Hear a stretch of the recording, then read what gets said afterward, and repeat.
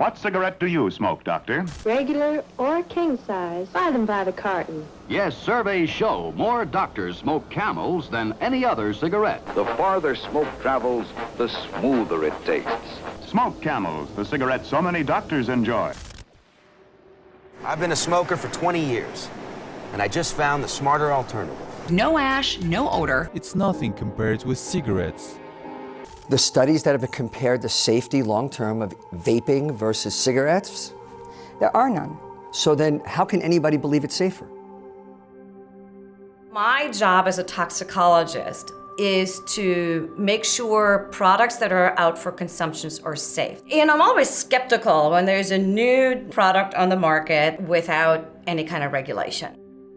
That's what I've been doing for many, many years, and that's my research passion.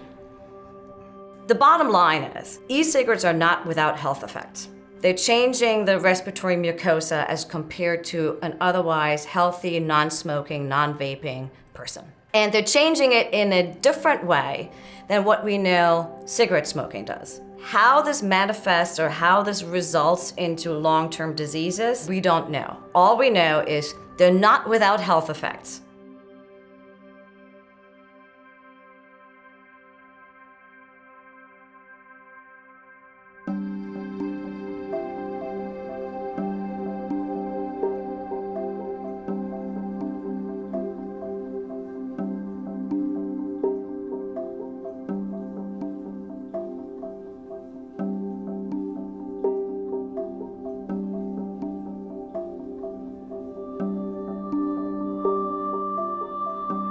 One of the things that's always talked about with e-cigarettes is all the different flavors you can have. Any flavoring combination you can imagine, our stomachs and livers are perfectly equipped to detoxify and metabolize.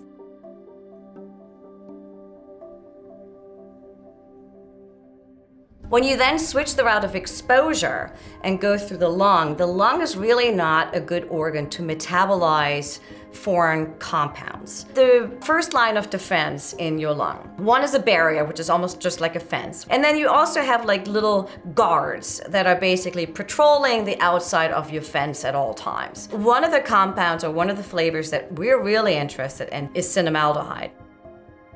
And so what we did is we took those cells and exposed them in vitro in the lab to different flavored e-liquids. And what we found was that the 3 flavors we had that contained cinnamaldehyde completely shut down their function. But one thing that we sort of observed serendipitously was its reactivity actually with plastic. It almost looked like somebody took a knife and scratched the plastic of it. If you think about what it does to your lung, it's probably not a good thing.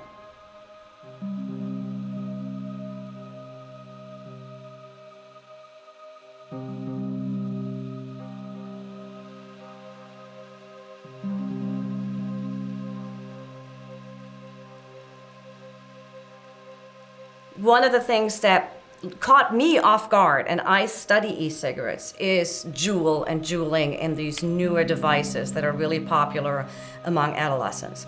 When you're talking to adolescents, they're not thinking about smoking cessation. They're talking about starting Juuling or vaping from something that they would never done otherwise.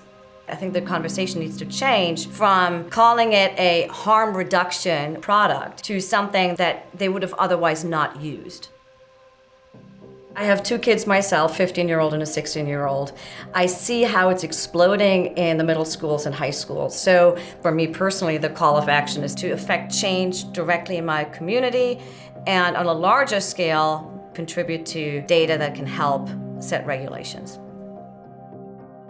We know if you use cigarettes, they are known to cause cancer. They are known to cause all kinds of adverse health effects. So, of course, e-cigarettes compared to cigarettes, which are really, really bad, are considered to be potentially safer, but that's a wrong comparison. Our level of comparison should be not inhaling any kind of contaminant or any kind of product and comparing the e-cigarettes to that.